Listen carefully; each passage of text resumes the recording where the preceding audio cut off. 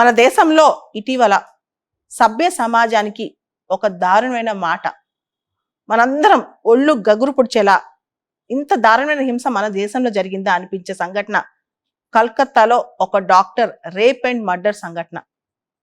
ఈ సంఘటన తర్వాత డాక్టర్లు అందరూ బయటకు వచ్చారు. సమాజం అంతా చూస్తోంది ఇది డాక్టర్లకు సంబంధించిన విషయం కదా అని చెప్పి. సమాజంలో డాక్టర్లు వేరు, మిగతా సభ్యులు వేరా? అంటే సమాజంలో ఒక సంఘానికి లేదా ఒక కమ్యూనిటీకి జరిగిన అన్యాయం మిగతా కమ్యూనిటీస్ వచ్చి ప్రశ్నించవా? సమాజం మొత్తం బయటికి రాదా? అంటే కేవలం డాక్టర్లు మాత్రమే వచ్చి ఇక్కడ గొడవ చేయాలా? మనందరం కూడా దీనిలో భాగస్వామ్యమే కదా. మనందరం దీని గురించి ఎందుకు మాట్లాడకూడదు? దీన్ని ఎందుకు ఖండించకూడదు? దీని గురించి బయటకు వచ్చి మనం కూడా ఎందుకు ప్రశ్నించకూడదు? ఒకసారి ఆలోచిస్తే పోలా. హ్యానా ఆరెంట్ అనే ఒక పొలిటికల్ థింకర్ ఎప్పుడూ ఒక మాట అంటుంటారు, మోడర్నిటీ పేరు చెప్పి మనుషులు పబ్లిక్ స్పియర్ ఆఫ్ యాక్షన్ నుంచి బయటకు వచ్చి ఎక్కువగా private spear of action, private realm లోకి ఎంటర్ అవుతున్నారు. అంటే సమాజానికి అవసరమైన విషయాల్లో స్పందించడం తగ్గించి, ఆ విషయాల్లో పోరాటం తగ్గించి వాళ్ళ ప్రైవేట్ లైఫే ప్రయారిటీ అనుకుంటున్నారు మనుషులు. ఈ ఆలోచన ఈ విధంగా కొనసాగుతుంటే దేశవ్యాప్తంగా ఒక అంశం చర్చలోకి వస్తోంది. అదే ఈ రోజున ఇండియన్ మెడికల్ అసోసియేషన్ వాళ్ళు దేశవ్యాప్తంగా non emergency medical services 24 hours పాటు ఆపేశారు.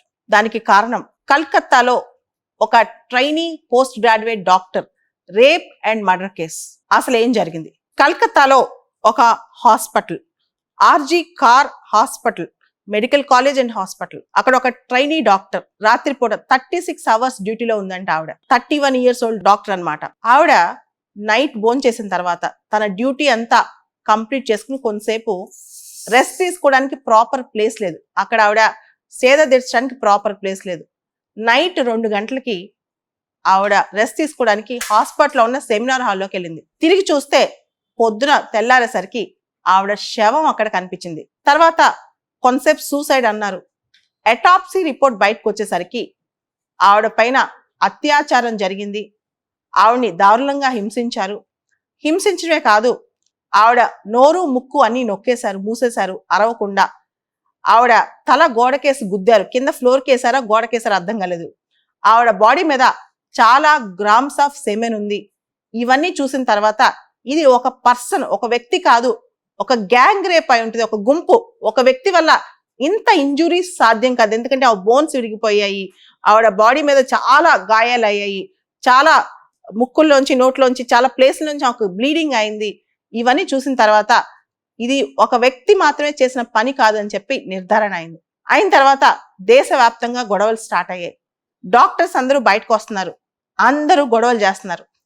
ఇండియన్ మెడికల్ అసోసియేషన్ లో డిమాండ్స్ చాలా బయటకు వచ్చాయి. దేశవ్యాప్తంగా డాక్టర్స్ చాలా డిమాండ్స్ పెడుతున్నారు. ఒకటి, డాక్టర్స్ కి భద్రత ఉండాలి, సేఫ్టీ ప్రోటోకాల్స్ ఉండాలి హాస్పిటల్స్ లో, మెడికల్ సెంటర్స్ లో.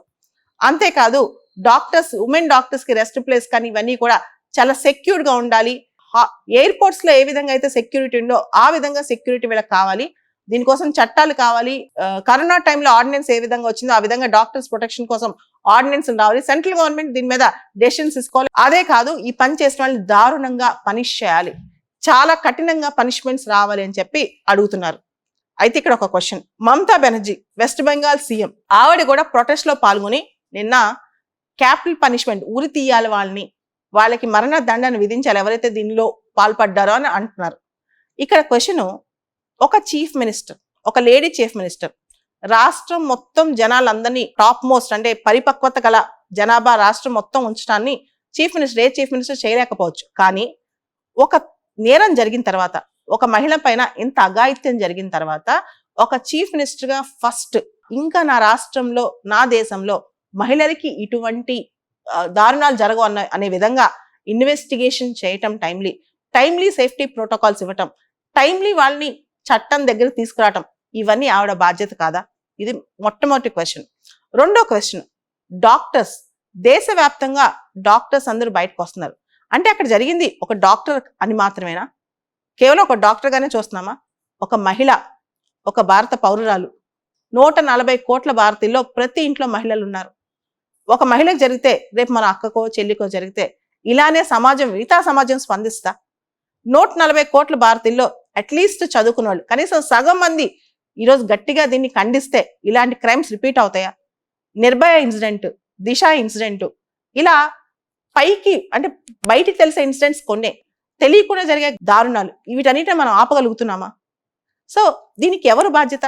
కేవలం ప్రభుత్వమేనా? ప్రధాని గారు కూడా ఆగస్టు 15వ తారీఖున స్పీచ్ ఇస్తూ చాలా స్ట్రాంగ్ పనిష్మెంట్ ఇవ్వాలి అన్నారు. నిర్భయాన్ని రేప్ చేసిన వాళ్ళందరికీ ఉరి తీసాం వాళ్ళందరినీ, అది స్ట్రాంగ్ పనిష్మెంట్. అంతకంటే స్ట్రాంగ్ పనిష్మెంట్ ఉంటుందా? దిశ వాళ్ళని ఎన్కౌంటర్ చేసి పడేసాం, అంతకంటే స్ట్రాంగ్ పనిష్మెంట్ ఉంటుందా? కానీ ఈ పనిష్మెంట్స్కి భయపడిన వాళ్ళు ఇలాంటి ఎందుకు చేస్తున్నారు? ఒక్కసారి ఆలోచించాలి. దీనికి ఎవరిది బాధ్యత? సమాజం మొత్తాన్ని బాధ్యత. ఇది కేవలం గవర్నమెంట్ మాత్రమే కాదు, కేవలం డాక్టర్స్ ఒక్కళ్ళదే కాదు. ఈరోజు వాళ్ళే వచ్చి ఎందుకు స్ట్రైక్ చేయాలి? అందరూ ఎందుకు చేయకూడదు? స్ట్రైక్ అనే కాదు, స్ట్రైక్ అంటే అందరూ వచ్చి రోడ్డు మీద పడాలనే కాదు, ఎవరికి తోచినట్టు వాళ్ళు ఈ విషయాన్ని ఖండిస్తూ మనం కనుక ముందుకెళ్తే ఇంకొక ఆడపిల్లకి ఇలాంటి అన్యాయం జరుగుతుందా? మన కుటుంబాల్లో అందరికీ ఆడపిల్లలు ఉన్నారు కదా. సో ఇవన్నీ సమాజం ఆలోచించాలి. అంటే గ్రామ్స్కి ఒక మాట అంటారు, ఆర్గానిక్ ఇంటలెక్చువల్స్ అని. ఆర్గానిక్ ఇంటలెక్చువల్స్ అంటే ట్రెడిషనల్ గా డాక్టర్స్, లాయర్స్, టీచర్స్ లో కాదు, సమాజంలో ప్రతి ఒక్కరికి ఎంతో కొంత విషయంలో బాధ్యత ఉంటుంది అనమాట. ఇలాంటి ఖండిస్తూ పోతే గనక ఈ దారుణాలు తగ్గుతాయి, ఇటువంటి అత్యాచారాలు తగ్గుతాయి. ఇంత దారుణమైన హింస మన ఇంట్లో జరిగితే మనం ఊరుకుంటామా? ఇదే క్వశ్చన్ అనమాట. ఆ పెయిన్ అనేది అనుభవించే వాళ్ళకి తెలుస్తుంది అనమాట. కాబట్టి ఇటువంటి సంఘటనలు జరిగినప్పుడు సమాజం మొత్తం, ప్రభుత్వం మాత్రమే కాదు, ప్రైమ్ మినిస్టర్, సీఎం మాత్రమే కాదు, సిబిఐ లాంటి ఏజెన్సీస్ మాత్రమే కాదు, పోలీస్ మాత్రమే కాదు, జ్యుడిషియరీ మాత్రమే కాదు, కోల్కతా హైకోర్టు ఈ విషయం సిబిఐకి ఇచ్చింది, ఓకే.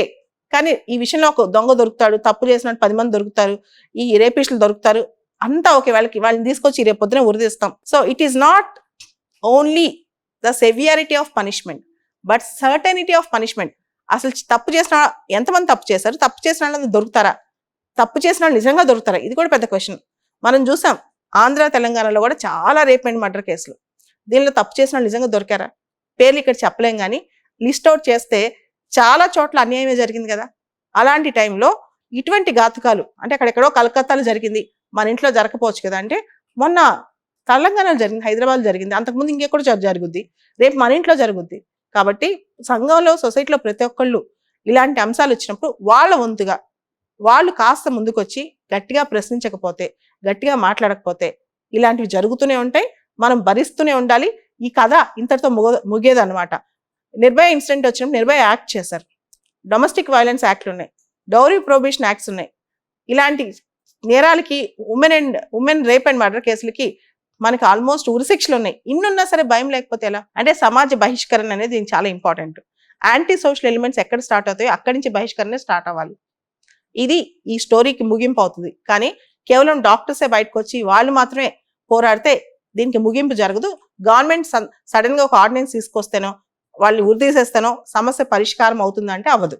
ఇప్పటికైనా ఈ సంఘటన నుంచి మనం ఒక పాఠం నేర్చుకోవాలి, మనకు ఒక కనువిప్పు రావాలి. ఒక ముఖ్యమంత్రి స్థాయిలో వ్యక్తి వచ్చి ఆందోళనలో పాల్గొనడం మంచిదే, కానీ ఆవిడ యాక్టివిస్ట్ మాత్రమే కాదు, ఒక సీఎం, చట్టాలు చేసే అధికారంలో ఉన్న వ్యక్తి, ఆవిడ చట్టాలను ఇంప్లిమెంట్ చేసే వ్యక్తి కూడా. ఈ స్థాయిలో ఉన్న వ్యక్తి ఇమీడియట్గా రెస్పాండ్ అయ్యి మొత్తం రాష్ట్రంలో, వెస్ట్ బెంగాలే కాదు దేశానికి రోల్ మోడల్లా తయారయ్యి ఒక అద్భుతమైన సిస్టమ్ని డెవలప్ చేయాలి. అది ఆవిడ చేయాల్సిన కర్తవ్యం. అంతేకాదు 140 కోట్ల భారతీయులు, దేశం మొత్తం కూడా మనకున్న తక్షణ కర్తవ్యం ఏంటంటే మన ఆడపిల్లల్ని, మన ఇంట్లో జరిగిందా పక్కింట్లో జరిగిందా అని కాదు, దేశం మొత్తంలో ఉన్న ఆడపిల్లలు మన వాళ్ళని మనం కాపాడుకోవడం. అది చాలా చాలా ముఖ్యమైన పని. తక్షణమే దాన్ని మొదలెడదాం.